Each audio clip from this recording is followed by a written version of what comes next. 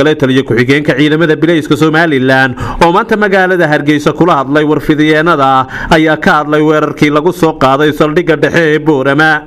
saaka waa berigii waqtigii salaada koox yar oo qaswadayaal ayaa rasaas ku soo riday saldhigga dhexe ee Boorama. ciidamada bilayska ayaa si geesnimo uga hortagay nimankiina eryaday ilaa xuduudda Itoobiya ay galeen eryanayay.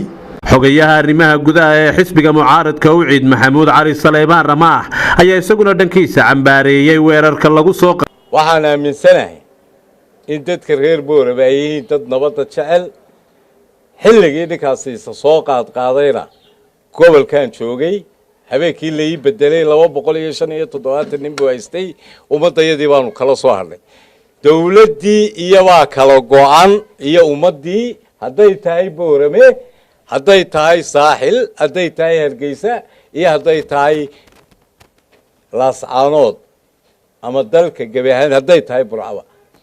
waxaa xusid mudan in muddooyinkii ugu dambeeyay magaalada Boorama ay ka taagneyd hadalhaynta jabhada ka dilaacay bariga iyo galbeedka walow xiisad dhuleed oo calaamad su'aal ay saaran tahay ka taagan tahay xeebaha gobolka Awdal taas oo ay xal u raadinteeda ay u joogaan wasiirro ka tirsan Somaliland.